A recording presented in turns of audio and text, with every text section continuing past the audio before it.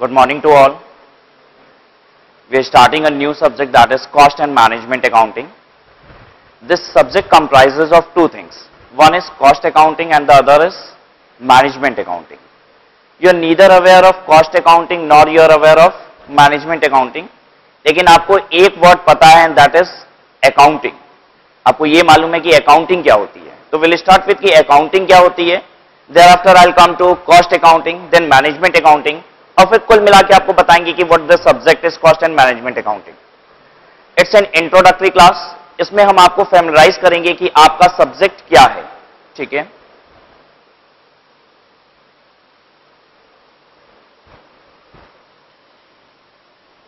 The name of subject is cost and management accounting,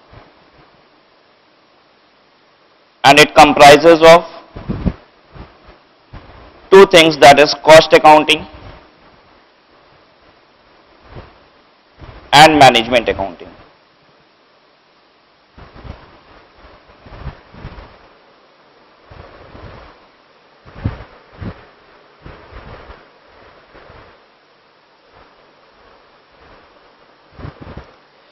इसमें भी word attach है accounting और यहां पे भी वर्ड अटैच है accounting. Can anybody tell me what is this accounting? Accounting क्या होता है? What is accounting? Accounting is recording of all money related transaction. जितने भी मनी रिलेटेड ट्रांजैक्शन है उनको रिकॉर्ड कर दीजिए, वो अकाउंटिंग कहलाती है. किसी भी चीज को आप मनी में मेजर कर सकते हैं, उसकी रिकॉर्डिंग कर देना ही क्या है? अकाउंटिंग. तो accounting is recording of all money related transaction.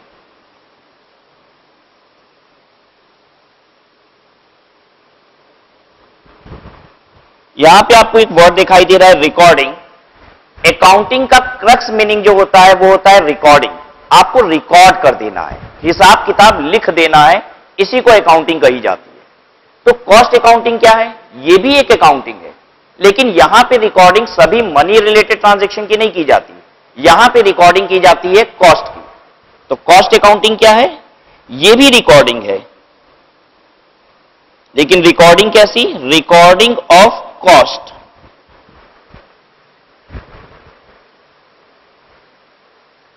तो अब प्रश्न ये उठता है कि मनी रिलेटेड ट्रांजैक्शन क्या चीज है और कॉस्ट क्या चीज है? दोनों ही रिकॉर्डिंग है. ठीक है. सिर्फ अगर अकाउंटिंग कहा जाए तो पता है इसका मतलब क्या होता है? सिर्फ अगर अकाउंटिंग कहा जाए तो इसका मतलब होता है फाइनेंशियल अकाउंटिंग. आप जो क्लास 11th में 12th में अकाउंटिंग करते थे, उस अकाउंटिंग का पूरा नाम क्या है? Financial accounting. ठीक है. तो जो फाइनेंशियल अकाउंटिंग है वो मनी रिलेटेड ट्रांजैक्शन की रिकॉर्डिंग करता है. अगर इतना सब कुछ मनी रिलेटेड ट्रांजैक्शन है तो पता है कॉस्ट क्या है? इसका एक हिस्सा है, इतना ही उसमें से कॉस्ट है. यानी कि जो अकाउंटिंग का स्फेयर है वो थोड़ा बड़ा है, उसके अंदर क्या समा जाता है? Cost accounting. अगर हम आपको सभी मनी रिलेटेड ट्रांजैक्शन बता दें तो उसी में से कुछ पता है क्या होगा? कॉस्ट भी होगा. कॉस्ट क्या होता है? किसी भी चीज को, किसी भी माल को तैयार करने की लागत. ठीक है. लेकिन माल को तैयार करने की लागत के अलावा खर्चे तो और भी बहुत सारे होते हैं. ठीक है. जो मनी टर्म्स में मेजर किए जाते हैं. अकाउंटिंग में सारे मनी रिलेटेड ट्रांजैक्शन आ जाते हैं, लेकिन कॉस्टिंग में क्या आता है? सिर्फ कॉस्ट, यानी कि लागत. ठीक है. एक बात बताइए कि अगर हम आपको फाइनेंशियल अकाउंटिंग का डाटा दे दें तो क्या आप उससे कॉस्ट अकाउंटिंग तैयार कर सकते हैं? हां, हो जाएगी, क्योंकि उसी मनी रिलेटेड ट्रांजैक्शन में से कुछ ट्रांजैक्शन कैसे होंगे? जो कॉस्ट होंगे, लागत होगी. ठीक है. लेकिन अगर हम आपको सिर्फ कॉस्ट अकाउंटिंग का डाटा दे दें तो क्या आप उससे फाइनेंशियल अकाउंटिंग कर पाएंगे? नहीं कर पाएंगे. ठीक है. तो अब हम कुछ बोलने जा रहे हैं, आपको ट्रू और फॉल्स में आंसर करना है. Are all money related transaction cost? क्या सभी मनी रिलेटेड ट्रांजैक्शन कॉस्ट होता है? नहीं.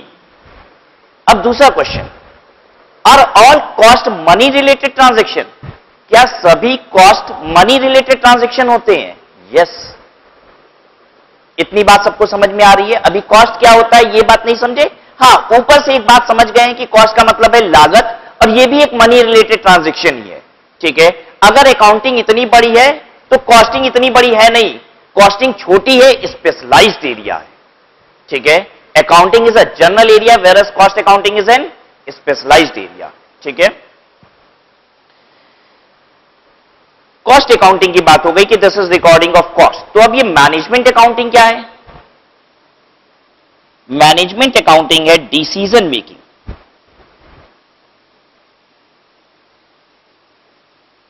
on the basis of cost accounting and financial accounting.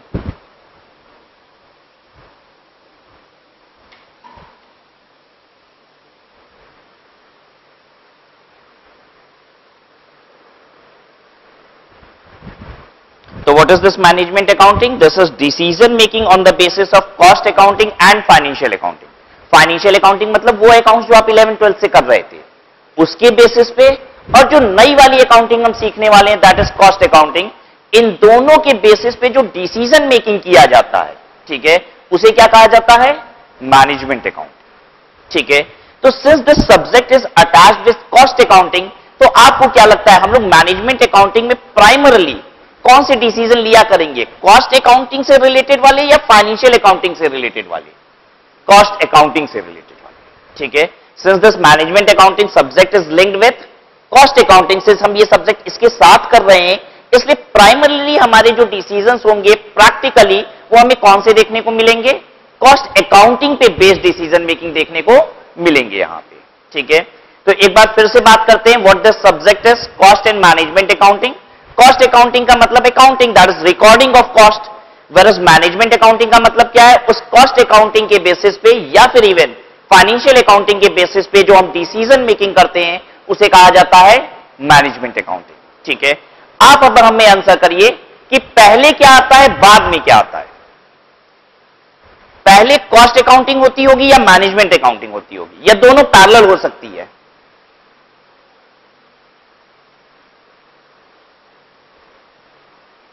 क्या लगता है आपको? निश्चित है डिसीजन मेकिंग तो कब होगी? बाद में होगी। अगर हम किसी की चीज के बेसिस पे कह रहे हैं हम डिसाइड करेंगे, तो निश्चित है पहले तो वो चीज हो जानी चाहिए। हम कॉस्ट अकाउंटिंग के बेसिस पे डिसीजन लेने वाले हैं, दैट इज मैनेजमेंट अकाउंटिंग, तो पहले क्या आता होगा? कॉस्ट अकाउंटिंग, ठीक है। और उसके बाद क्या आता होगा? Management accounting. Accordingly our syllabus is also divided. हमारा सिलेबस भी कैसे है? बिल्कुल इसी तरीके से डिवाइडेड है। पहले हम क्या सीखते हैं? कॉस्ट अकाउंटिंग, और उसके बाद क्या सीखते हैं हम लोग? मैनेजमेंट अकाउंटिंग, ठीक है। यहां तक तो कॉस्ट अकाउंटिंग के लिए हम लोग ने वर्ड यूज किया रिकॉर्डिंग ऑफ कॉस्ट, ठीक है, इसी वर्ड को यूज किया। सबसे पहला वर्ड जो हमें सीखना पड़ता है वो सीखना पड़ता है कि कॉस्ट क्या होता है, ठीक है। आइए, you can come to your book.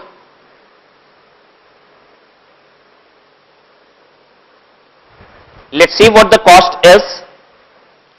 Cost is a measurement in monetary terms. Cost is a measurement in monetary terms. ठीक है, हमने आपको बताया कि जितने मनी रिलेटेड ट्रांजैक्शन है उसी में से कुछ क्या है? कॉस्ट भी है। Cost is a measurement in monetary terms of the amount of resources used for the purpose of production of goods, distribution of goods or rendering of services. क्या कहता है? प्रोडक्शन ऑफ गुड्स एक चीज, distribution of goods दूसरी चीज, तीसरी चीज rendering of services. इन तीन चीजों के लिए जो भी रिसोर्सेज मॉनेटरी टर्म्स में आपके पास से जाते हैं उसे क्या कहा जाता है? कॉस्ट। तो इसी को बहुत सिंपल लैंग्वेज में अगर लिखना हो तो पता है हम कैसे लिखेंगे? Cost is the amount incurred, resources in monetary terms का मतलब ही क्या हुआ? amount incurred. Cost is the amount incurred for three things. क्या क्या? Production of goods,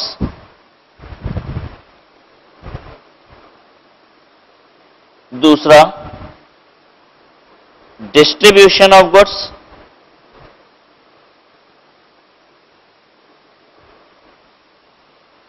और तीसरा रेंडरिंग ऑफ सर्विसेज।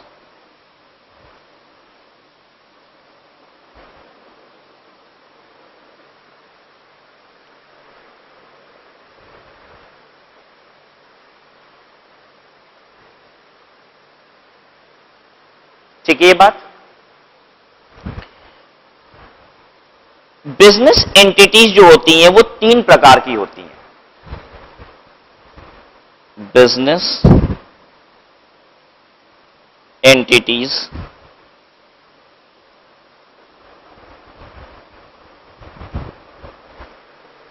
पहली ट्रेडिंग, दूसरी मैन्युफैक्चरिंग,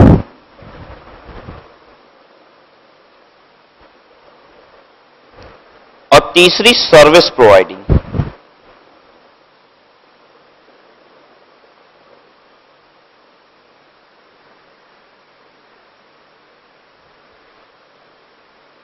ठीक है। ट्रेडिंग का मतलब क्या होता है?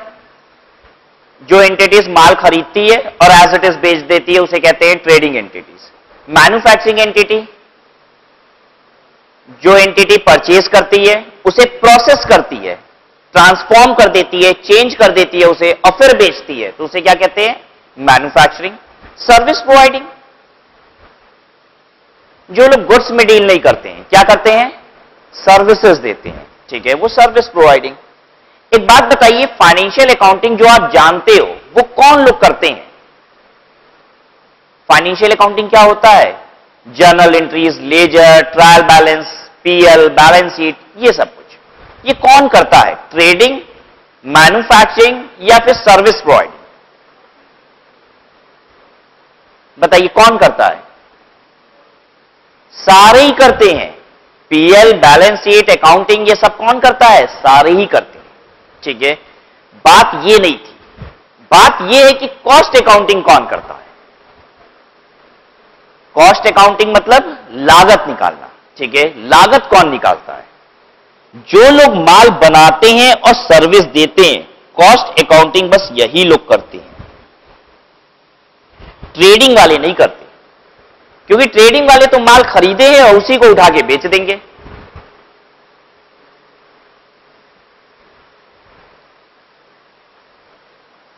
इतनी बात सबको समझ में आ रही है? अब सपोज हम ये पेन बनाते हैं, अगर ये पेन हम बनाते हैं तो हम क्या करेंगे? इसकी लागत निकालेंगे। ठीक है, सर्विस देने वाले जैसे कि रेलवे, रेलवे माल बेचती है कि सर्विस देती है? सर्विस दे रही है। Hospital, service. ठीक है, आपको क्या लगता है, रेलवे अगर ये कहती है कि वाराणसी से दिल्ली का किराया 1200 रुपए होना चाहिए, तो वो कोई कैलकुलेशन करते होंगे या फिर ऑल ऑफ अ सडन अपने मन से बोल देते होंगे कि नहीं 1200 किराया ले लेते हैं? कि वो लोग भी निकालते होंगे खर्चा कितना बैठता है, अकॉर्डिंगली फिर इतना लेना चाहिए, कुछ कैलकुलेशन करते होंगे? बिल्कुल करते होंगे। और वो जो कैलकुलेशन करते हैं पता है उसी को क्या बोलते हैं? Cost accounting. ठीक है, तो जो लोग माल बना के बेचते हैं या फिर जो सर्विस देते हैं वो क्या करते हैं? अपनी लागत निकालते हैं कि जो हमने माल तैयार किया या फिर हम जो सर्विस देंगे उसका कितना खर्चा हमें बैठेगा। ठीक है, जो माल खरीदेंगे और एज इट इज बेच देंगे वो कॉस्ट अकाउंटिंग नहीं करते। ठीक है, तो हमें समझ में आ गया कि फाइनेंशियल अकाउंटिंग तो तीनों ही करेंगे, लेकिन कॉस्ट अकाउंटिंग कौन करेगा? Only the manufacturers and service providers. ठीक है, आइए वापस से डेफिनेशन पे। Cost is the amount incurred for, 3 चीजें बोली हमने, प्रोडक्शन ऑफ गुड्स, दूसरा डिस्ट्रीब्यूशन ऑफ गुड्स और तीसरा रेंडरिंग ऑफ सर्विसेज। ठीक है, production of goods and distribution of goods, पता है ये कॉस्ट की डेफिनेशन है किसके लिए? मैन्युफैक्चरर के लिए। और रेंडरिंग ऑफ सर्विसेज की कॉस्ट, ये डेफिनेशन किसके लिए है कॉस्ट की? सर्विस प्रोवाइडर के लिए।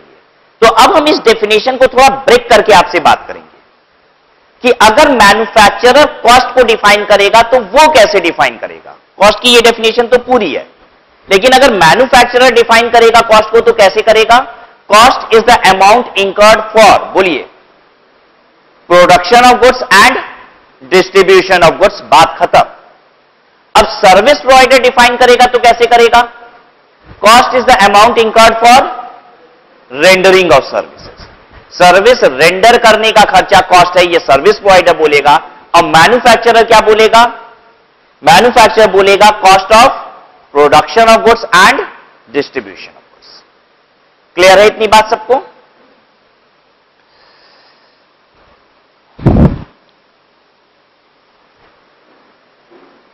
अब इस बात को समझिए,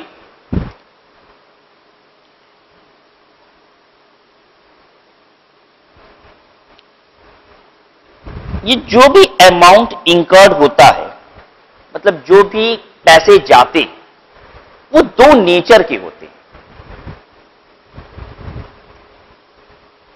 one is called operating and the other is called financial.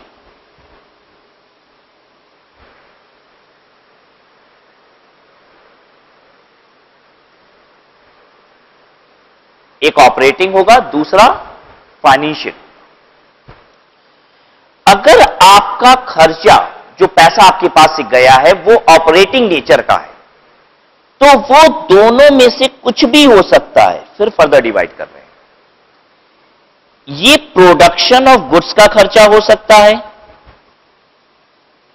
ये डिस्ट्रीब्यूशन ऑफ गुड्स का खर्चा हो सकता है, ये रेंडरिंग ऑफ सर्विसेज का खर्चा हो सकता है।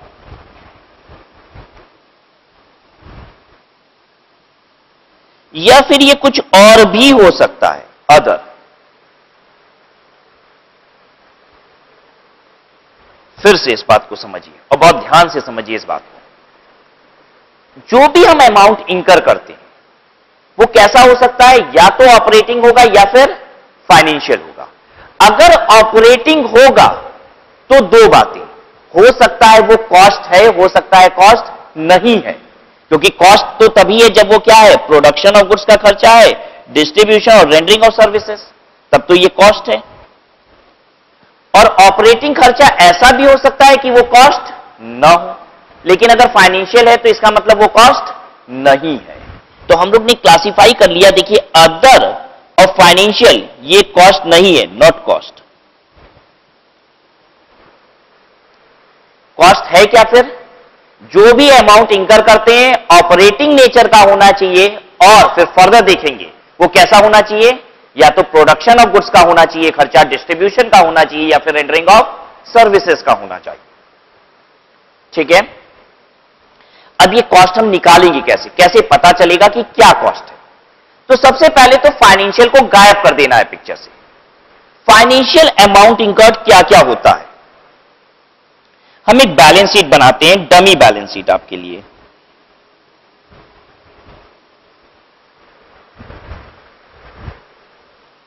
बैलेंस शीट में क्या क्या होता है?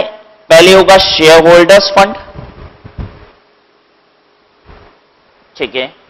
उसके बाद non current liability, current liability total कर दीजिए। उसके बाद नॉन करेंट एसेट और करंट एसेट, ये टोटल कर दिया। यही होती है balance sheet. Share holders fund का मतलब share capital reserve in surplus, और उसके बाद नॉन करेंट लायबिलिटी में सारे लॉन्ग टर्म डेब्ट्स आ जाते हैं, करंट लायबिलिटी उसके बाद। फिर एसेट साइड में दूसरी चीजें हमने ले ली, नॉन करेंट एसेट मतलब your fixed asset, intangible assets and thereafter current asset. यही होती है बैलेंस शीट। फाइनेंशियल कॉस्ट क्या होता है? ये शेयर होल्डर्स फंड के अंदर जो शेयर कैपिटल होती है और नॉन करेंट लायबिलिटीज के अंदर जो लॉन्ग टर्म डेब्ट होते हैं, डिबेंचर होते हैं, इनको फाइनेंस कहा जाता है। फाइनेंस क्या होता है? जिस पैसे से हम अपना धंधा करते हैं, बिजनेस करते हैं, उसे क्या बोलते हैं? फाइनेंस। ठीक है, और वो क्या होता है फाइनेंस? शेयर कैपिटल और लॉन्ग टर्म डेब्ट्स। ठीक है, क्या हम छोटे मोटे लोन भी लेते हैं बिजनेस करने के लिए? ओवरड्राफ्ट, कैश क्रेडिट, हाँ शॉर्ट टर्म लोन्स भी होते हैं, लेकिन वो डे टू डे ऑपरेशन के लिए होते हैं, उससे कोई धंधा स्टैब्लिश नहीं कर लेता है। ठीक है, तो जो मेरे फाइनेंसेस होते हैं वो हम लॉन्ग टर्म डेब्ट्स को, शेयर कैपिटल को कहते हैं, और इनकी वजह से जो पैसे मेरे पास से जाते हैं उन्हें कहा जाता है फाइनेंशियल कॉस्ट। वो क्या होता है? Financial amount incurred. ठीक है, शेयर कैपिटल पे हम क्या देते हैं? डिविडेंड। लॉन्ग टर्म डेट पे क्या देते हैं? इंटरेस्ट। डिवेंचर पे क्या देते हैं? इंटरेस्ट। ठीक है, तो ये सब होता है आपका फाइनेंशियल। सबको समझ में आ गई बात? तो फाइनेंशियल क्या है? डिविडेंड फाइनेंशियल हो गया, इंटरेस्ट फाइनेंशियल हो गया, शेयर कैपिटल पे डिविडेंड देंगे और लॉन्ग टर्म डेट डिबेंचर्स इन सब पे हम इंटरेस्ट पे करेंगे।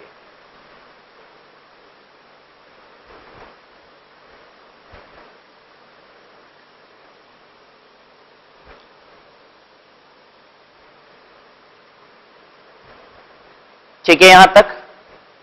अब आइए, इनके अलावा जो बच गया वो ऑपरेटिंग होता है। अब हमको और क्या अलग करना है? कॉस्ट अगर जाननी है तो कुछ और हटाना पड़ेगा। क्या हटाना पड़ेगा? ये अदर वाला हिस्सा, ये भी तो हटाएं, तब जाके हम कहां पहुंचेंगे? कॉस्ट पे। ठीक है, इसके अलावा जो भी खर्चा होता है वो ऑपरेटिंग होता है। अब पहले हम ऑपरेटिंग के कुछ एग्जांपल ले लें। ठीक है, इसके अलावा क्या क्या खर्चा होता है एक बिजनेस में? Rent operating, electricity bill operating, staff salary operating, telephone expenses operating, conveyance operating, सब ऑपरेटिंग। ठीक है, फाइनेंशियल क्या होता है? जल्दी से, फाइनेंशियल की पूरी डेफिनेशन क्लियर हो गई। फाइनेंशियल क्या होता है? डिविडेंड और इंटरेस्ट। इसके अलावा बिजनेस में कुछ भी पैसा लगा तो वो क्या है? ऑपरेटिंग। अब ये सोचना है कि क्या वो खर्चा माल बनाने के लिए, माल बेचने के लिए, या फिर सर्विस रेंडर करने की वजह से लगा है। अगर ऐसा है तो वो कॉस्ट है, नहीं तो कॉस्ट नहीं है। ठीक है, तो कुछ चीजें तो बहुत क्लियर हो गई कि एग्जाम में अगर इंटरेस्ट बोल दे, डिविडेंड बोल दे तो तुरंत बोलेंगे ये कॉस्ट नहीं है, क्योंकि वो तो कहां है? फाइनेंशियल। ठीक है, अब कुछ एग्जांपल लेते हैं। आप हमें बताएंगे कि वो कौन सी कैटेगरी में जाना चाहिए। 3 कैटेगरी हम लोग ने बना ली। एक कैटेगरी ये वाली, एक कैटेगरी ये वाली, और एक कैटेगरी ये वाली, इधर वाली। ठीक है, इनकम टैक्स। सबसे पहले बताइए, income tax is it an amount incurred? क्या पैसा लगता है? हां भाई लगता है। ठीक है, इनकम टैक्स ऐसे हवा में थोड़ी ना पे हो जाता है, पैसे तो जाते ही हैं। तो if it is amount incurred तो भाई कहीं ना कहीं तो आएगा। कहां आएगा? आपको क्या लगता है? सबसे पहले पूछ लेते फाइनेंशियल है? नहीं, आपने फाइनेंस मैनेज किया अपने धंधे में, इसलिए इनकम टैक्स थोड़ी ना दे रहे हैं। इनकम टैक्स क्यों देते हैं मालूम है सबको? क्योंकि हम इनकम कमाते हैं। ठीक है, हम बड़ी सारी इंडस्ट्री लगा के बैठे हैं। ठीक है, टर्नओवर भी अच्छा है मेरा, लेकिन कमाते नहीं है, लॉसेस हो रहे हैं। इनकम टैक्स देना होता है क्या? नहीं, इनकम टैक्स तो तभी देना होता है जब मेरे पास इनकम आती है। ठीक है, फाइनेंशियल तो नहीं है। अब ऑपरेटिंग में बात करते हैं। क्या इनकम टैक्स माल बनाने की वजह से, माल बेचने की वजह से, या फिर सर्विस रेंडर करने की वजह से लगता है? नहीं। आप माल बनाइए, खूब बनाइए, खूब बेचिए, लेकिन अगर कमाओगे नहीं तो इनकम टैक्स नहीं देना है। यानी अगर माल बना के हम बेच दिए इसलिए इनकम टैक्स नहीं देते हैं, हम माल बना के बेचते हैं और कमा लेते हैं तब इनकम टैक्स देते हैं। ठीक है, माल बनाने और बेचने का खर्चा, सर्विस रेंडर करने का खर्चा इनकम टैक्स नहीं है। आई बात समझ में? तो अदर वाली कैटेगरी का भी एक एग्जांपल हमारा तैयार हो गया, दैट इज इनकम टैक्स।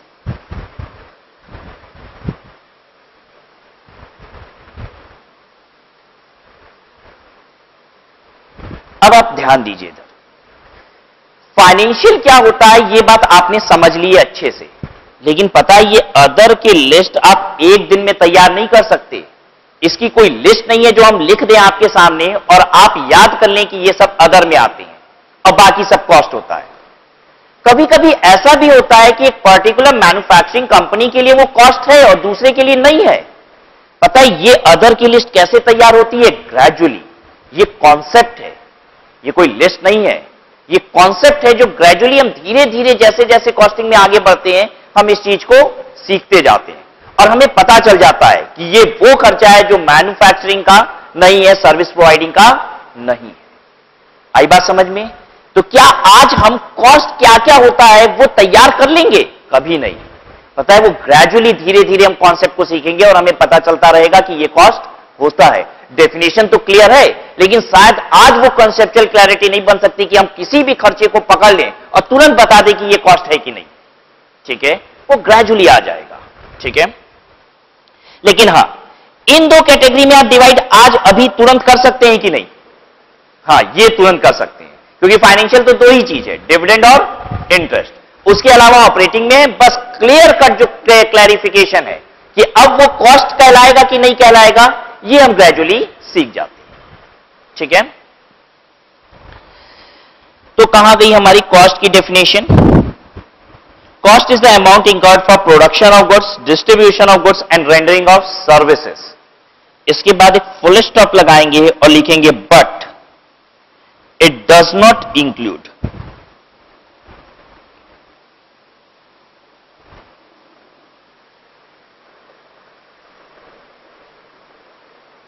क्या क्या इंक्लूड नहीं करता है? फाइनेंशियल वाले सारे। ठीक है, तो हम but it does not include लिख देते हैं, डिविडेंड,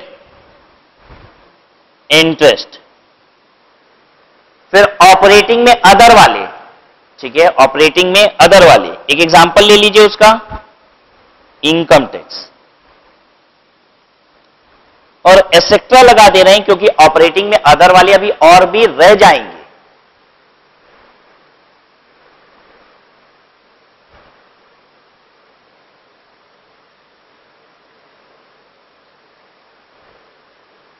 परफेक्ट है यहां तक? चलिए आइए अपनी बुक पे वापस।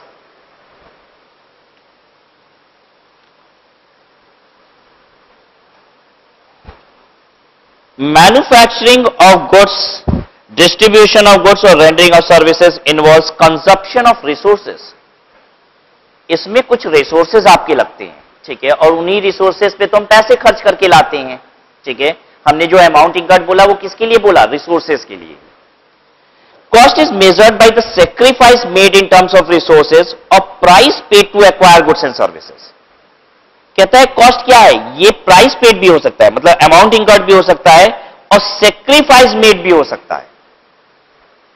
What is sacrifice made? कभी कभी ऐसा भी होता है कि खर्चे करने के दो तरीके हैं।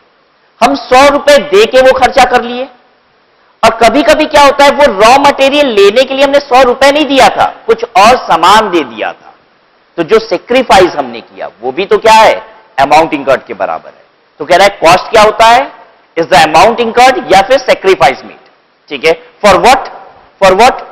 3 थिंग्स। For what? 3 थिंग्स। क्या क्या?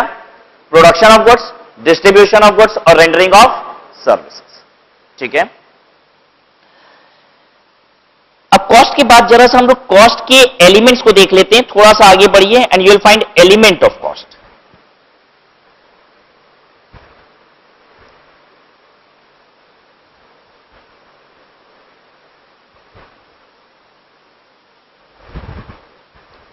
Element of cost. The element of cost can be classified in the following 3 categories: material, labor and expenses. Cost क्या होता है? 3 चीजों को कॉस्ट कहा जाता है, मटेरियल, लेबर और एक्सपेंसेस। ठीक है, मतलब किसी भी चीज को बनाने में, माल तैयार करने में क्या क्या लगता है? 3 चीजें लगती हैं। क्या क्या? मटेरियल, लेबर और एक्सपेंसेस। ठीक है, एक्सपेंसेस की तो बड़ी प्यारी सी डेफिनेशन है। वो कहता है अगर कोई भी चीज मटेरियल नहीं है, लेबर नहीं है, तो पता है क्या है? एक्सपेंसेस। यही डेफिनेशन आपको तैयार भी करनी है, याद भी करनी है। Any cost which is neither material nor labour then it is expenses. ठीक है, चलिए देखिए जरा सा मटेरियल कॉस्ट। मटेरियल कॉस्ट किसे कहते हैं? Material cost is the cost of material of any nature used for the purpose of production of a product or a service. Material cost includes cost of procurement, freight inward, taxes and duties, insurance, etc. directly attributable to the acquisition. Basically, material cost का मतलब purchase cost of material नहीं होता है। Material cost का मतलब होता है cost of acquisition of material। जितने में आपने मटेरियल खरीदा, ठीक है, सप्लायर को 10 रुपए देके आपने मटेरियल खरीदा, तो 10 रुपए मटेरियल कॉस्ट नहीं है। मटेरियल 10 रुपया का पाने के लिए आपने जितना पैसा खर्चा किया वो क्या है? Material cost. अगर 10 रुपए का मटेरियल आया और लाने में उसे 2 रुपए का भाड़ा लग गया तो पता है मटेरियल कॉस्ट कितनी है? 12 रुपया। तो what is material cost? Material cost का मतलब होता है the entire cost of acquiring material. तो हम इसी बात को एक लाइन में लिख देते हैं, what is material cost? Cost of not purchasing material, cost of acquiring material. आपको मटेरियल पाने में कितना पैसा खर्च करना पड़ा?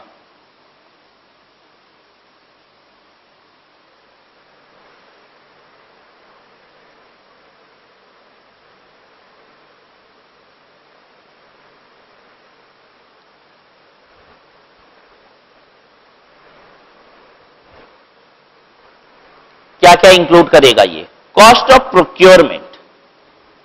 कॉस्ट ऑफ प्रोक्योरमेंट का मतलब परचेज कॉस्ट, ठीक है। मटेरियल 10 रुपए का है तो वो कहता है फ्रेट इनवर्ड, जितना फ्रेट लगा वो भी जोड़ दीजिए, ठीक है।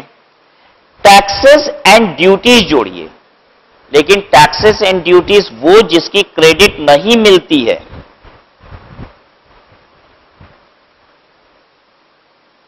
हम लिखते हैं मटेरियल कॉस्ट क्या होता है? Purchase cost. परचेज कॉस्ट में ऐड कर दीजिए, क्या चीज ऐड कर दें? फ्रेट। प्लस इसमें ऐड कर दीजिए टैक्सेस एंड ड्यूटीज। कौन से? सभी नहीं,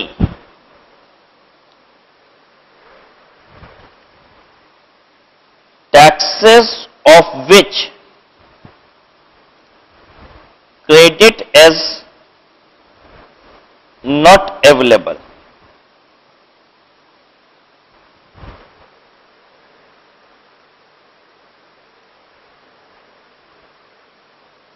अभी समझाते हैं आपको क्या होता है taxes of which credit is not available. जिसकी क्रेडिट नहीं मिलती है वो टैक्सेस। फिर उसके बाद plus insurance. What sort of insurance is this? जब हम माल ला रहे थे तो रास्ते में फ्रेट लगा और रास्ते में वो माल खराब ना हो जाए इसलिए हमने उस माल का क्या करा लिया था? इंश्योरेंस। तो ये फ्रेट और इंश्योरेंस ये दोनों कैसा खर्चा है? इन ट्रांजिट, ठीक है, रास्ते में आते समय जो खर्चा लगा। Directly attributable to the acquisition. इसमें से हम आपको कुछ चीजें घटाने देंगे। ट्रेड डिस्काउंट, ट्रेड डिस्काउंट अगर कुछ मिला है घटा लीजिए।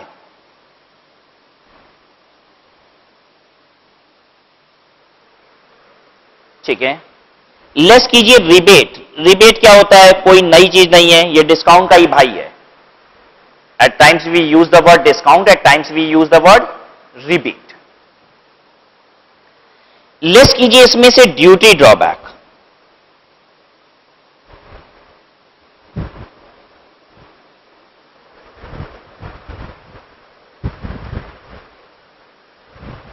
ठीक है। तो हम लोग ने क्या क्या लिख लिया? ट्रेड डिस्काउंट हटा दिया, रिबेट हटा दिया, ड्यूटी ड्रॉबैक हटा दिया, refund on account of GST. Refund की जगह आप वर्ड यूज कर लीजिए ITC. ITC is called input tax credit.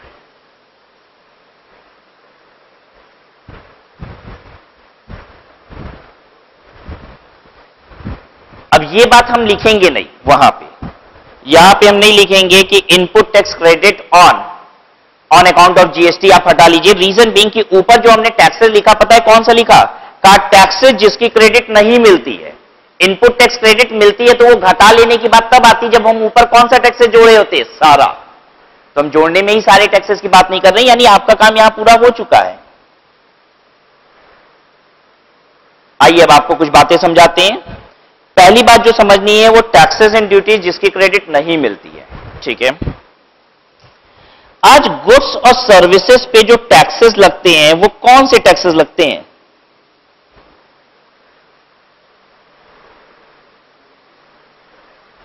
अगर हम गुड्स और सर्विसेज पे बात करें तो कौन से टैक्सेस लगते हैं?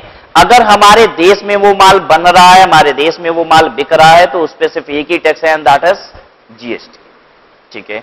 और अगर हम देश के बाहर से माल लेके आए हैं तो हम उस पर क्या पे किए हैं? Custom duty. ठीक है। तो गुड्स एंड सर्विसेज पे जो टैक्सेस हैं वो हैं जीएसटी और कस्टम। क्लियर है इतनी बात सबको?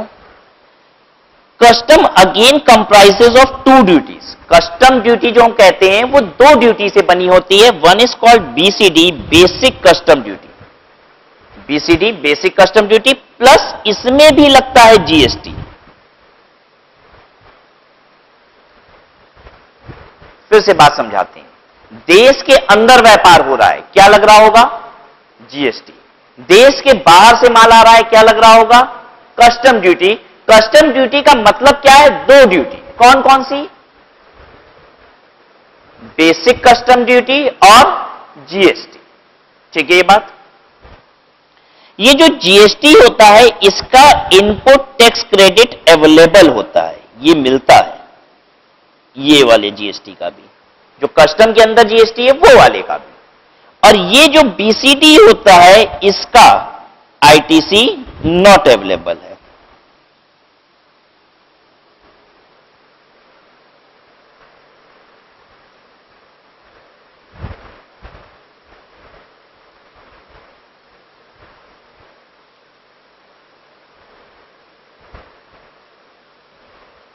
अब समझते हैं कि आईटीसी किसे कहते हैं, इनपुट टैक्स क्रेडिट किसे कहते हैं।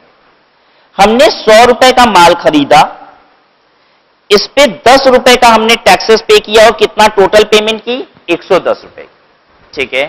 अब इसी माल को हम 150 रुपए का बेचते हैं और 15 रुपए का हम उस पे क्या कलेक्ट कर लेते हैं? टैक्सेस। कुल मिला के कितना अपने कस्टमर से लिया? 165 रुपया। ठीक है। अपने कस्टमर से 165 रुपए लिया, जिसमें से मेरा कितना है? 150 रुपया, और 15 रुपए तो क्या है? टैक्सेस। ठीक है। अगर हम 15 रुपए का पूरा टैक्सेस जमा कर देते हैं तो कहा जाता है आईटीसी नहीं मिला। अगर हम इस 15 रुपए में से 10 रुपए ये वाला माइनस कर देते हैं, हम 15 में से 10 माइनस कर देते हैं और गवर्नमेंट को कितना देते हैं? बस 5 रुपए देते हैं, तो इसे बोला जाता है आईटीसी इज अवेलेबल। इनपुट क्या है मेरा? ये परचेज, और इस पे लगा हुआ टैक्स अगर हमें घटाने को मिल जाता है आउटपुट के टैक्स से, और बैलेंस टैक्स ही बस गवर्नमेंट को जमा करना पड़ता है, तो इसे क्या कहा जाता है? ITC is available. जीएसटी में यही होगा। जीएसटी में क्या है? आईटीसी आपको अवेलेबल है। अगर हम 100 रुपए का माल खरीदते हैं, उस पर 10 रुपए की जीएसटी लगी, और अब हम उसको 150 रुपए में बेचेंगे और 15 रुपए उस पर जीएसटी ले लेंगे, तो सरकार को 15 रुपए नहीं देना है। कितना देना है? बस 5 रुपया। इसका मतलब आईटीसी अवेलेबल है। ठीक है। अच्छा, विदेश से अगर हम कोई माल खरीदते हैं, 100 रुपए का माल खरीदे, उस पर 20 रुपए की बीसीडी लग गई। ठीक है। अब उसको हम जितने का बेचेंगे, जो भी टैक्स कलेक्ट करेंगे, सब सरकार को देना होगा। बीसीडी घटाने के लिए नहीं मिलेगी। हाँ, जो हम माल विदेश से लाएंगे उस पर हम जीएसटी भी दे रहे हैं। ठीक है। क्या वो घटाने मिल जाएगा? हाँ, वो घटाने मिल जाएगा। सबको बात समझ में आ गई? अगर नहीं समझ में आई है तो एक और एग्जांपल लिया जा सकता है। हमने विदेश से माल खरीदा, देखिए 100 रुपए का, इस पे 20 रुपया बीसीडी लगी है और 12 रुपया जीएसटी लगा है। कुल मिला के कितना हुआ? 132 रुपए। इस माल को हम 200 रुपए में बेच रहे हैं अब। ठीक है। 24 रुपए की जीएसटी हमने इस पे कलेक्ट की है। अब देश में ही माल बेच रहे हैं तो बस जीएसटी लगाएंगे। माल कितने का हो गया? 224 रुपए का। सरकार को कितना टैक्स देना है? हमको जमा कितना करना है? जीएसटी पेमेंट कितनी करनी है? जब माल खरीदे थे तो 132 रुपए हम दिए थे, हम ऑलरेडी 12 रुपए की जीएसटी सरकार को दे चुके हैं। अब माल जब बेचेंगे और 24 रुपए की जीएसटी कलेक्ट करेंगे तो सरकार को 24 रुपया नहीं देंगे। कितना देंगे? 24 माइनस 12, ये 12 रुपया घटाने को मिल जाएगा। ठीक है। और वो जो बीसीडी 20 रुपए का दिए थे, ये क्या हुआ? ये मर गया, इसकी कोई क्रेडिट नहीं है। ठीक है। तो यही आपको सिखाया जा रहा है कि जो टैक्सेस जिसकी क्रेडिट नहीं मिलती है वो खर्चा होता है। ठीक है, उसको जोड़ दीजिए। और ये 12 रुपया आपका कोई खर्चा नहीं है, ये आप दिए और अपने कस्टमर से जब 24 रुपया वसूले तो ये 12 रुपया एडजस्ट करके सरकार को दिए। ऐसे समझिए ये 12 रुपया आपका खर्चा तो हुआ नहीं। क्यों नहीं हुआ? क्योंकि जब अपने कस्टमर से हम 24 रुपए लेते हैं तो 12 रुपए ये जो पे किए थे अपने सप्लायर को, वो हम एडजस्ट करके ही तो गवर्नमेंट को पे कर रहे हैं। ठीक है, तो माल की लागत कितनी होगी? माल की लागत कितनी होगी? 100 रुपए परचेज वाली कॉस्ट और 20 रुपए बीसीडी वाला। सब कोई समझ गया ये बात? तो हम यहां पे लिख दें इतना taxes of which credit is not available, लिखने से अच्छा सीधे बीसीडी लिख दें, आपको भी याद रहेगा। ठीक है, जीएसटी नहीं जोड़ना, तो आप कहीं अपने लिए ऐसा लिख सकते हैं GST not to be added. ठीक है, चलिए अच्छा, अब आपको हमने क्यों फिर इतनी बात बताई, क्यों नहीं सीधे कहा बीसीडी जोड़ दीजिए और जीएसटी मत जोड़िए? At times you will find rare cases, in some cases GST की भी क्रेडिट नहीं मिलती है, कहीं कहीं रिस्ट्रिक्टेड है, यहां पे आपको नहीं मिलेगा, वो 2-4% केसेस ही है। ठीक है, और आपका सिंस ये कॉस्ट अकाउंटिंग का पेपर है, इसलिए आपको यहां पे विशेष जानकारी जीएसटी की हो ये जरूरी भी नहीं है। तो आपके पेपर में एग्जाम में ये बात लिखेगा क्रेडिट इज अवेलेबल और नॉट अवेलेबल, यही वर्ड यूज करेगा, और इसीलिए हमने यहां पे क्या लिख दिया, of which credit is not available, क्योंकि आपके एग्जाम में जो वर्ड यूज करेगा वो क्या यूज करेगा, टैक्सेस का नाम देगा और ब्रैकेट में लिख के बताएगा कि क्रेडिट इज अवेलेबल और not available, and if you find कि credit is not available you will be adding it, and in case credit is available then you will not add it, right. Insurance का मतलब हमने समझा दिया, in transit, freight का मतलब समझा दिया था, in transit. Trade discount, discount 2 प्रकार के होते हैं, डिस्काउंट इज ऑफ 2 टाइप्स।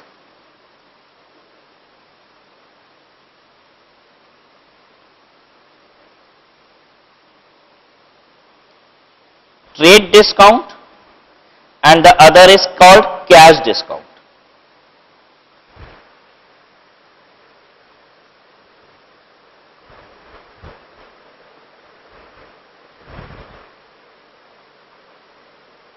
जब एक व्यापारी अपने कस्टमर को डिस्काउंट देता है माल खरीद लेने के लिए, तो उसे कहा जाता है ट्रेड डिस्काउंट। और जब वो डिस्काउंट इसलिए देता है कि हमें पेमेंट जल्दी से मिल जाए, तो इसे कहा जाता है कैश डिस्काउंट। अगर हम ऐसा डिस्काउंट दे रहे हैं अपने कस्टमर को, दिवाली पे 20% का ऑफर चल रहा है, दिवाली पे 20% डिस्काउंट करेंगे, कौन सा डिस्काउंट है, trade discount, cash discount? Trade discount, माल बेचने के लिए कर रहे हैं। ठीक है, मेरा कस्टमर 100 पीस ले रहा था, हमने कहा थोड़ा सा बढ़वा लो, हमने कहा 200 पीस ले लो, तुमको 2% का और डिस्काउंट दे देंगे, कौन सा डिस्काउंट है? मेरा कस्टमर 100 पीस ले ही रहा था, हमने कहा 200 ले लो ना, 200 लो, तुरंत तुमको 2% और लेस कर देंगे, कौन सा डिस्काउंट है? Trade discount. ठीक है, हमने अपने कस्टमर से कहा कि पेमेंट 1 हफ्ते के अंदर कर देना तो हम तुमको 5% डिस्काउंट दे देंगे, ये क्या है? Cash discount. कैश डिस्काउंट का मतलब कैश पेमेंट का डिस्काउंट नहीं होता है, कैश डिस्काउंट का मतलब होता है जल्दी पैसा पाने का डिस्काउंट। ठीक है, तो हमने अपने कस्टमर से कहा 1 साल में पैसा दे देना, 5% का डिस्काउंट दे देंगे, क्या है ये? 1 साल में पैसा दे देना। ठीक है, और 5% का तब भी डिस्काउंट दे देंगे, क्या ये जल्दी पाने का डिस्काउंट है? क्या इसे कैश डिस्काउंट कहेंगे? बोलिए, जो लगता है बोलो। हां, yes, this is cash discount. पता है हम 1 साल पे भी उसको 5% डिस्काउंट क्यों दे रहे हैं? हम वो धंधा करते हैं जिसमें लोग माल पता है कैसे बेचते हैं, 3 साल का उधार ले लो, तो हम भाई साल भर में मिलेगा तो जल्दी मिल रहा है।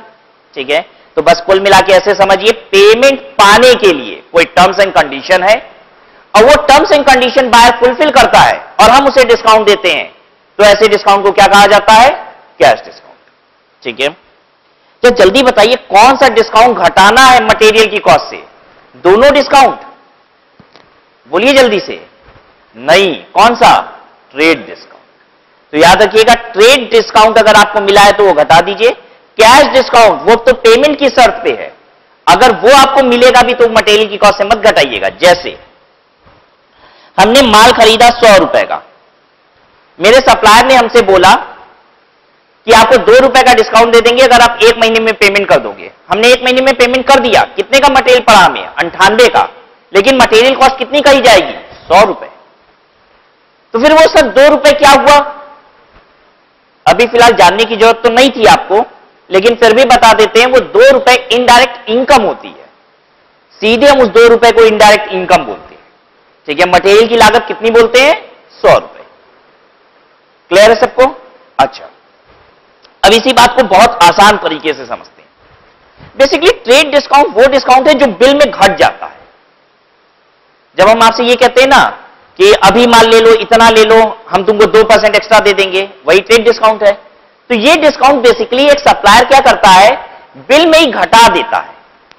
और कैश डिस्काउंट बिल में नहीं घटा होता है। हम माल 100 रुपए का देते हैं, 100 रुपए की बिल करते हैं, आप अगर 1 महीने के अंदर आ गए तो हम आपसे ले कितना लेते हैं? 98, लेकिन बिल कितने की दिए थे? वो तो 100 की दिए थे।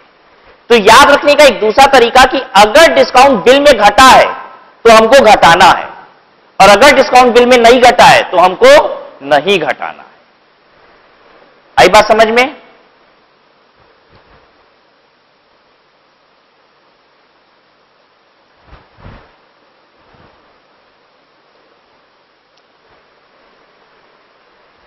Rebate again a form of discount. Discount को ही हम कभी कभी वर्ड क्या यूज कर लेते हैं? रिबेट। ठीक है। Duty drawback. ड्यूटी ड्रॉबैक क्या होता है? जब आप माल को एक्सपोर्ट करते हो, ठीक है, तो सरकार आपको टैक्सेस वापस दे देती है। आपको कुछ टैक्सेस वापस दे देती है। जैसे कौन सा टैक्सेस वापस दे देती है? हम 100 रुपए का रॉ मटेरियल खरीदे थे, इस पे 10 रुपए का टैक्सेस दिए थे, कुल मिला के 110 रुपए का रॉ मटेरियल हुआ था। इस पे हमको प्रोसेसिंग में खर्चे लगे 90 रुपए के, फिर इसमें 20 रुपए का अपना प्रॉफिट जोड़े, कितना हो गया? 220 रुपया। ये हम एक्सपोर्ट कर दिए। तो जब हम एक्सपोर्ट करते हैं कोई भी माल, तो सरकार हमसे पूछती है कुछ टैक्सेस दिए थे क्या अपने देश में? हम कहते हैं हाँ, ये रहा, ये 10 रुपया, ये तो टैक्स दिए थे। सरकार कहती है टैक्स वापस ले लो, क्योंकि तुम एक्सपोर्ट कर रहे हो, देश के लिए फॉरेन एक्सचेंज लाओगे, तुम अच्छा काम कर रहे हो।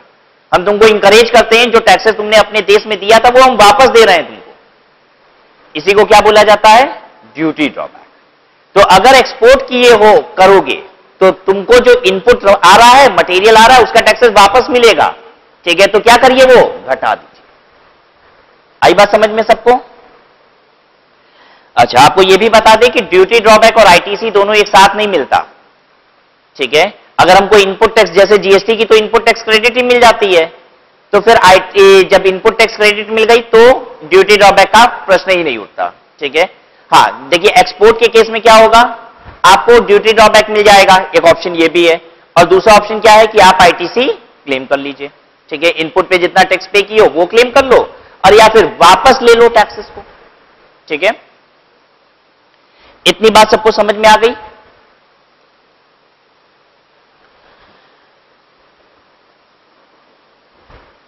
आइए लेबर कॉस्ट समझते हैं। लेबर कॉस्ट का मतलब होता है ऑल मैन पावर कॉस्ट।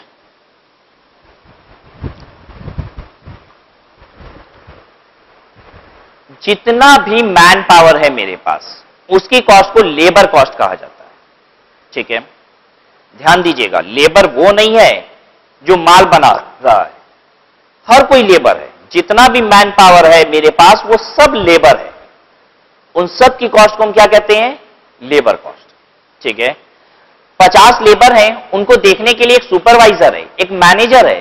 पता है वो सुपरवाइजर और मैनेजर को भी जो हम पेमेंट करते हैं वो क्या कहलाती है? Labour cost.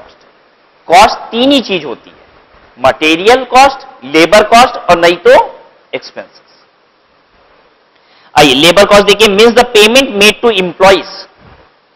जितने भी इंप्लॉई है, ध्यान दीजिएगा, टेक्निकली अगर हम जाते हैं तो लेबर का मतलब हम समझते हैं लेबर जो काम करता है, ऑफिसर ग्रेड वाले जो है वो लेबर नहीं है, लेकिन ऐसा नहीं है। कॉस्टिंग में लेबर कॉस्ट का मतलब क्या है? जितने भी इंप्लॉइज हैं उनको जो पेमेंट होती है, दैट इज लेबर कॉस्ट। वो इंप्लॉइज कैसे हो सकते हैं? परमानेंट भी, टेम्पोररी भी। ठीक है, for their services labor cost includes salary and wages paid to permanent employee, temporary employees and also to employees of the contractor. मेरे permanent employee, मेरे temporary employees और कोई कॉन्ट्रैक्टर ने हमें एम्प्लॉय प्रोवाइड किया है, लेबर प्रोवाइड किया, उसको जो पेमेंट करते हैं वो भी मेरी labour cost. Here salaries and wages include all fringe benefits. पता है लेबर कॉस्ट का मतलब सिर्फ लेबर को जो तनख्वाह देते हो वो नहीं है, लेबर के ऊपर जितना खर्चा करते हो वो सब लेबर कॉस्ट है। ठीक है, हमने उसको प्रोविडेंट फंड में उसके पैसे डाले, लेबर कॉस्ट है। उसको ग्रेचुटी का पैसा दिया, लेबर कॉस्ट है। ईएसआई का मतलब होता है इंप्लॉइज स्टेट इंश्योरेंस।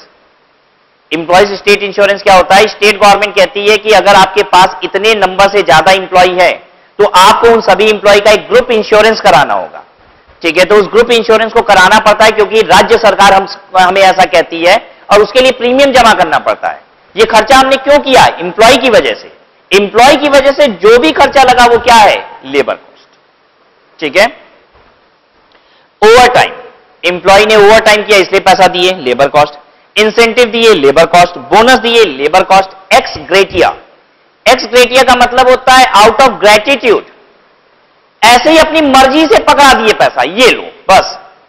इंप्लॉय कह भी रहा है किस बात का, फिर बस रख लो, कुछ मत बोलो, कुछ मत पूछो, ये भी क्या है? लेबर कॉस्ट, ठीक है। लीव इनकैशमेंट, लीव इनकैशमेंट क्या होता है? हर कंपनी अपने इंप्लॉय को कुछ ना कुछ छुट्टियां जरूर देती है, ठीक है। मतलब संडे वनडे के अलावा जो छुट्टियां होती हैं, दिवाली होली संडे की, उसके अलावा भी कुछ छुट्टियां देती हैं, ठीक है। अगर वो इंप्लॉय छुट्टी नहीं लेता है, कंपनी कह रही है 10 दिन की साल भर में कोई भी छुट्टी ले लेना, इंप्लॉय कह रहा है नहीं मुझे तो नहीं चाहिए, तो कंपनी उस 10 दिन काम करने का अलग से भी पैसा देती है। जो तनख्वाह है वो तो मिल ही रही है, तुमको छुट्टी दिया गया, नहीं ले रहे हो फिर भी आ रहे हो, तो उस बात की अलग से तनख्वाह लो। जो अलग से पैसा मिलता है उसको क्या बोलते हैं? लीव इनकैशमेंट, ठीक है। लीव इनकैशमेंट का मतलब होता है हमने लीव को अवेल नहीं किया, उसको कैश बना लिया, पैसा ले लिया उसका, ठीक है। ये भी क्या है? Labour cost. Wages for holidays, idle time etcetera, छुट्टी में घूमने जाने के लिए पैसा दिया गया, ठीक है, ये भी क्या है? Labour cost. आइडल टाइम का मतलब होता है मेरा वर्कर क्या कर रहा है? समय खराब कर रहा है, ठीक है, इसलिए भी हमने पेमेंट दिया, that is also labour cost. Idle time का मतलब मेरा वर्कर बैठा हुआ है लेकिन फिर भी हमें तनख्वाह देनी पड़ रही है। क्यों देनी पड़ रही होगी? लेबर खाली बैठा है, तनख्वाह देंगे हम? अरे मेरे पास ही काम नहीं है, लेबर तो आके बैठा ही है बेचारा, मेरे पास काम नहीं है तो हम क्या तनख्वाह भी ना दें उसको? तनख्वाह तो देनी पड़ेगी। हम, मेरा लेबर बैठा हुआ है फिर भी हम उसे मजदूरी दे रहे हैं, ये भी क्या है? Labour cost. तो कुल मिला के लेबर कॉस्ट का मतलब क्या है? हम कहते हैं मेरे पास जितनी मैन पावर है और उसमें जितना खर्चा बैठता है मेरा, वो सब क्या है? लेबर कॉस्ट, ठीक है। एक्सपेंसेस, ये तो बड़ी ही सुंदर डेफिनेशन है, सबको बड़ी अच्छी लगती है, आपको भी अच्छी लगेगी। Expenses are other than material cost और labour cost which are involve in an activity.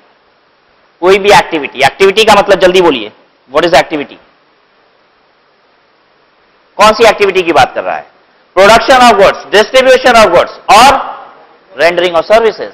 यही तो एक्टिविटी पे ऊपर जो अमाउंट इंकर होता है उसे कॉस्ट कहते हैं, ठीक है।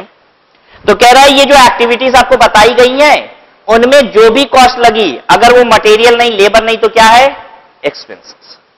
Expenditure on account of utilities, payment for bought out services, job processing charges can be termed as expenses on account of utilities. ये क्या मतलब है? यूटिलिटीज क्या चीज होती है? हमको माल बनाने के लिए कोई एक टूल होता है, ठीक है, मेरे पास नहीं था, हमने बाहर किसी कंपनी को कहा कि हमें ये टूल दे दीजिए, उसने कहा 500 रुपया दीजिए, ये टूल दे देते हैं आपको, ठीक है। 500 रुपया देके ये टूल लाए, ये क्या है? मटेरियल है? नहीं। लेबर है? नहीं। क्या है तब? एक्सपेंसेस, ठीक है।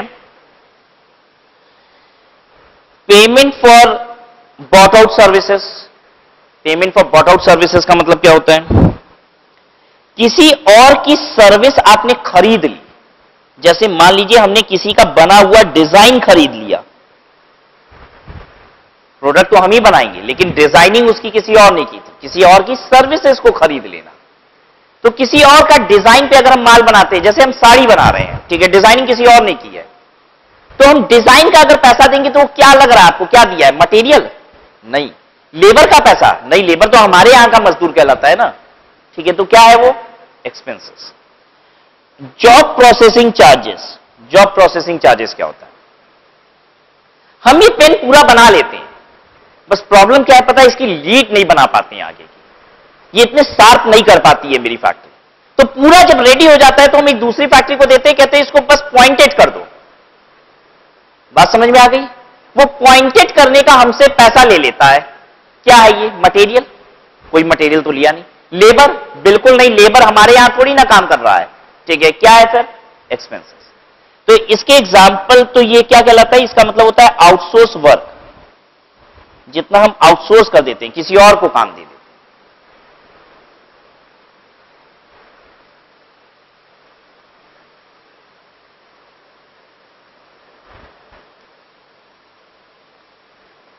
ठीक है, तो अब हम एग्जाम्पल लेंगे, आप क्लासिफाई करके बताएंगे कि it is material cost, labour cost और एक्सपेंसेस। रेडी? चलिए बोलिए। Interest on loan.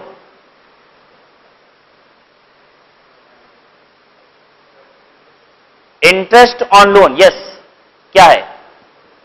Expenses. Okay, interest on loan आप बताइए। हाँ, आप ही को बोल रहे हैं, आप पीछे नहीं दिखे। हाँ हाँ, इंटरेस्ट ऑन लोन क्या है? Expenses. Okay, interest on loan expenses. Interest on loan cost ही नहीं होता बच्चों, इंटरेस्ट ऑन लोन तो कॉस्ट ही नहीं होता। भूल गए आप? याद आया? अमाउंट इनकर्ड को क्लासिफाई करना होता है इनटू ऑपरेटिंग, देन फाइनेंशियल, और फाइनेंशियल वाले दो चीजें, डिविडेंड और इंटरेस्ट ऑन लोन, ये फाइनेंशियल है। फिर जो ऑपरेटिंग होता है उसमें से ही कॉस्ट होता है। ठीक है, तो आपको ये क्वेश्चन सिर्फ इसलिए था ताकि आप थोड़े अलर्ट हो जाए, आपको ये बात पता चल जाए कि आप जिस पढ़ाई को करने यहां बैठे हैं वो इतनी आसान नहीं है। हम सुनते ही गलत करने के लिए तैयार होते हैं, मतलब सुना और इमीडिएट गलत आंसर के लिए हम तैयार होते हैं। तो जरा सोचिए कि एग्जाम में क्या होता होगा।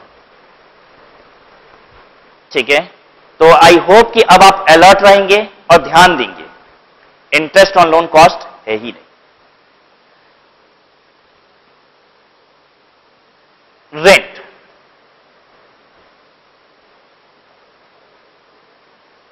रेंट हमने पे किया है, किराया दिया है, क्या है ये?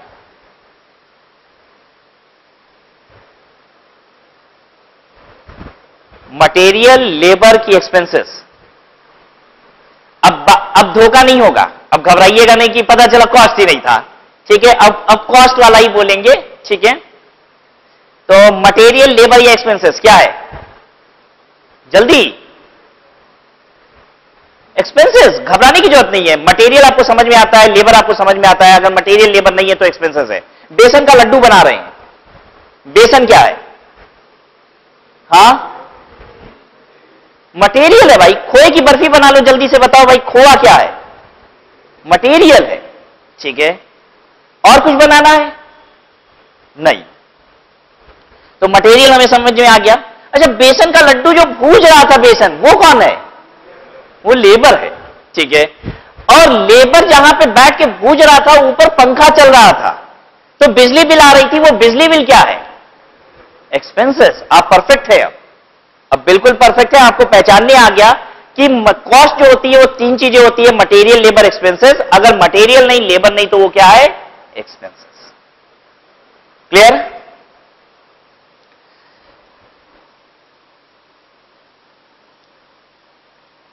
तो हम लोग ने कॉस्ट देख लिया और कॉस्ट के एलिमेंट्स देख लिए, मतलब यही तीन चीज मिला के क्या होती है? कॉस्ट। अब अगली डेफिनेशन जो हमें समझनी है वो तीन डेफिनेशन समझनी है। कॉस्ट अकाउंटिंग क्या होता है, कॉस्टिंग क्या होता है, और कॉस्ट अकाउंटेंसी क्या होता है।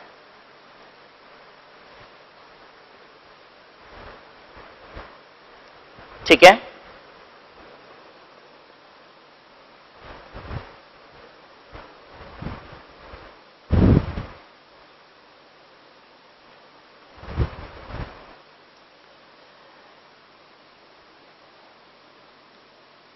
Cost accounting.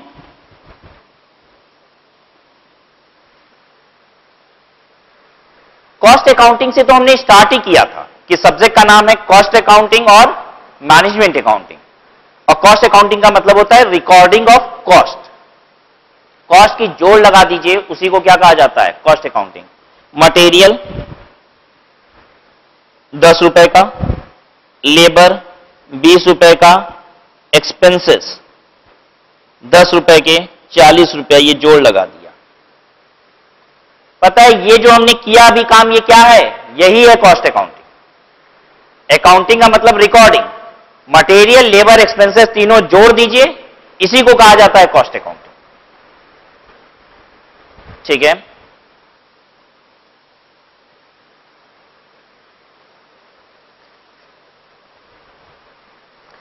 तो कॉस्ट अकाउंटिंग को डिफाइन कर देते हैं।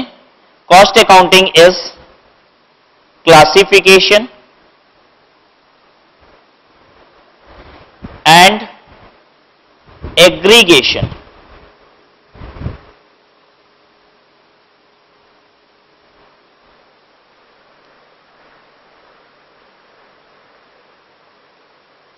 Cost accounting is classification and aggregation of cost. अगर कॉस्ट को आप क्लासिफाई कर देते हो मतलब अलग अलग लिख देते हो, और एग्रीगेशन का मतलब जोड़ लगा देते हो।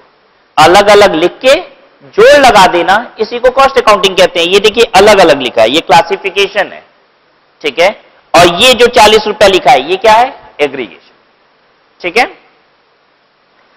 चलिए अब जरा हम लोग एक कॉस्ट अकाउंटिंग करते हैं। छोटा सा एग्जांपल लेते हैं। एक माल बना रहे हैं जिसमें मटेरियल 10 रुपए का लगा, मतलब उसका रॉ मटेरियल 10 रुपए का आया है। उसको एक मजदूर को हमने दिया, हमने पूछा कितना लोगे, उसने कहा कि ये पीस तैयार कर देंगे, 20 रुपए की मजदूरी होती है, तो हम लेबर जोड़ दिए 20 रुपए। इसके अलावा जो खर्चा लगता है वो एक्सपेंसेस होता है। इसके अलावा बस एक ही खर्चा लग रहा है और वो है रेंट। ठीक है, जो साल भर का 50,000 रुपए होता है। ठीक है, अच्छा फिर से बताइए, मटेरियल एक यूनिट बनाने में कितना लगा है? 10 रुपए का। एक यूनिट बस माल बना रहे हैं, बस उसमें 10 रुपए का मटेरियल है। लेबर भी बस उसी यूनिट को कंप्लीट करने का कितना है? 20 रुपया। 50,000 रुपए किराया एक यूनिट का नहीं है, 50,000 रुपए किराया तो किसका है? साल भर का है, उस फैक्ट्री का किराया जहां ये माल बनता है। इसके अलावा कोई खर्चा नहीं। एग्जाम्पल छोटा बनाने के लिए ऐसा कह रहे हैं कि इसके अलावा कोई खर्चा नहीं लग रहा है, कोई बिजली बिल नहीं आता, कुछ नहीं आता। ठीक है, तो ये बताइए कि अब किराया कैसे हम पर यूनिट करके जोड़ें? जो भी आपके मन में बात आ रही हो बताइए, कैसे किया जाए?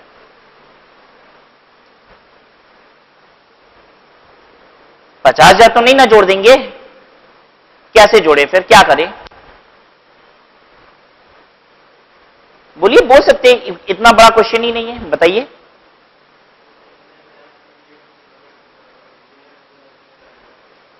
मतलब साल भर का अगर ये किराया है तो साल भर में जितनी प्रोडक्शन होगी उससे घटा दे, हाँ, उसे डिवाइड कर दें। अच्छा, इनका कहना है सर ये साल भर का किराया है 50,000 रुपए, साल भर में कितनी यूनिट बना लेते हैं उससे डिवाइड कर दीजिए। हम साल भर में 5,000 यूनिट बनाएंगे। हमने साल भर में 5,000 यूनिट बनाया और 5,000 से डिवाइड कर दिया, तो एक यूनिट का खर्चा कितना? 10 रुपए।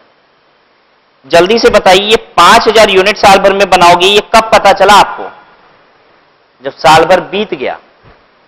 यानी जब साल भर बीत गया तब हम बताएं रेंट का खर्चा 10 रुपए है, और तब हम बताएं कि प्रोडक्ट 40 रुपए में बना है। आज साल का पहला दिन है, आज 1 यूनिट माल बनाए हैं। ठीक है, आपने हमसे पूछा सर कितने का माल तैयार हुआ है, हमने कहा रुको अभी नहीं बता पाएंगे, साल भर बीतने दो तब बताएंगे। ये कौन सी बात हुई? आज माल बना के तैयार हुआ है, तुम कस्टमर हो, मेरे पास आए, अब बोल रहे सर ये माल खरीदना है, कितने का देंगे? हम कहे कहां से बेच दे, अभी तो लागत ही नहीं पता है। आपने कहा अच्छा कल आ जाए क्या? हमने कहा नहीं, कल भी आने से काम नहीं चलेगा, साल भर रुको, पहले देखे तो कितना माल बनेगा। क्या आपको लग रहा है कि ऐसे अकाउंटिंग हो सकती है? नहीं।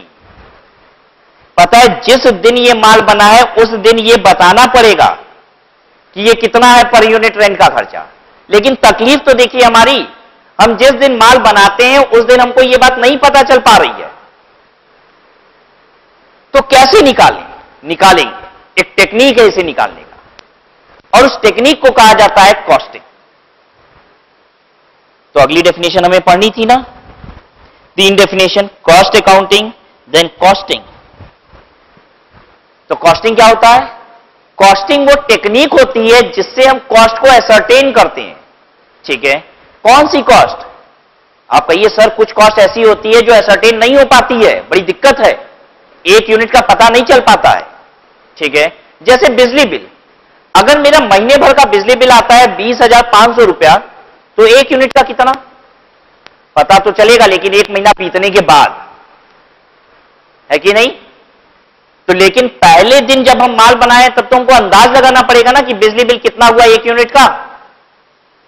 तो ये जो अंदाज लगाते हैं ये टेक्निक है। ठीक है, जो आपको सीखनी पड़ती है कि किस तरीके से हम उसी दिन लागत निकाल दें जिस दिन माल तैयार किए, और उस टेक्निक को क्या बोला जाता है? कॉस्टिंग। तो आइए 3 वर्ड हम लोग सीख लिए, कॉस्ट, कॉस्ट अकाउंटिंग और कॉस्टिंग। क्या होता है? कॉस्ट क्या है? बोलिए अमाउंट इंकर्ड है। कॉस्ट क्या है? Amount incurred. कॉस्ट अकाउंटिंग क्या है? वो अमाउंट इंकर्ड जो है उसको अलग अलग और जोड़ लगा देना, कॉस्ट अकाउंटिंग। ठीक है, कॉस्टिंग क्या है? कॉस्ट पता नहीं चलती है तो पता करनी पड़ती है, एक टेक्निक लगाते हैं पता करने के लिए, उस टेक्निक को क्या कहते हैं? कॉस्टिंग। ठीक है,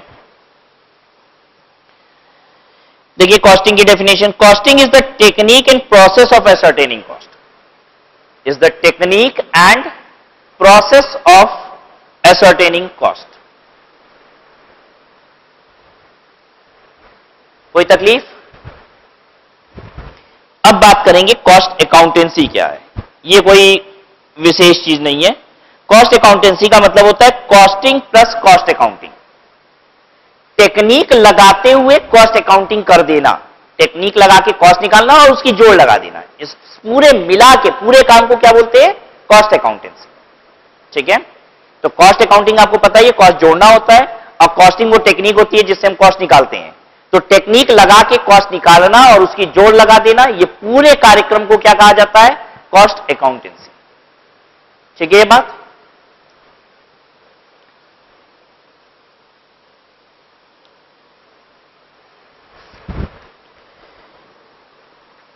नाउ कॉस्ट सेंटर,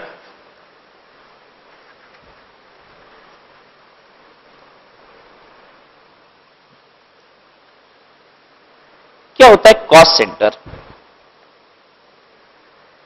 मेरी 5 फैक्ट्रियां हैं, ध्यान दीजिए इधर, मेरी 5 फैक्ट्रियां हैं।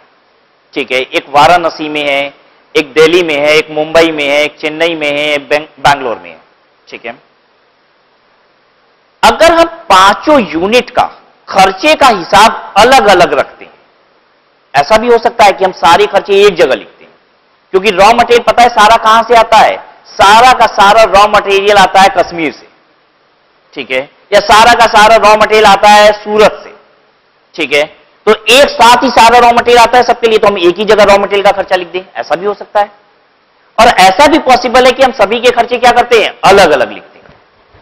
अगर हम खर्चे अलग अलग करते हैं तो जहां जहां पे खर्चा कंसंट्रेट करके अलग अलग जोड़ लगाते हैं उसे कहा जाता है कॉस्ट सेंटर। फिर से बताते हैं, हमारी 5 फैक्ट्रियां हैं। ठीक है, अगर हम 5 फैक्ट्रियों की खर्चे अलग अलग जोड़ते हैं तो वो 5 फैक्ट्रियां पता है क्या है? कॉस्ट सेंटर्स हैं। कॉस्ट सेंटर उसे कहा जाता है जो अपना खर्चा अलग से जुड़वाता है। ठीक है, फिर रिपीट करते हैं दूसरे एग्जांपल से। मेरी फैक्ट्री में 2 मैनेजर हैं, एक ही फैक्ट्री है, 2 मैनेजर हैं, दोनों को प्रोडक्शन का काम दिया गया है और दोनों कॉम्पिटिटर है अपने आप में। एक्स और वाई 2 लोगों को रखे हैं, कहे एक्स तुम भी माल बनवाओ, वाई तुम भी माल बनवाओ। ठीक है, एक्स का सारा खर्चा अलग जोड़ा जाता है, वाई का सारा खर्चा अलग जोड़ा जाता है, ये देखने के लिए कि कौन कॉम्पिटिटिव माल बना रहा है, कौन ज्यादा एफिशिएंट मैनेजर है। ठीक है, पता है एक्स और वाई दोनों क्या है? कॉस्ट का सेंटर है। यहां एक्स का खर्चा सारा अलग जोड़ा, वाई का खर्चा सारा अलग जोड़ा, दोनों क्या है आपस में? अलग अलग कॉस्ट सेंटर्स। सबको क्लियर है बात? तो कॉस्ट सेंटर क्या होता है? कॉस्ट सेंटर वो होता है जिसका कॉस्ट, जहां पे वो सेंटर जहां पे हम सारी कॉस्ट को लाके खींच के जोड़ देते हैं। ठीक है ये बात? तो कॉस्ट सेंटर कैसे हो सकते हैं? पर्सनल और नॉन पर्सनल भी। पर्सनल का मतलब होता है इंडिविजुअल पे भी हो सकता है, नॉन इंडिविजुअल्स भी हो सकते हैं। नॉन इंडिविजुअल मतलब फैक्ट्री की यूनिट्स। ठीक है,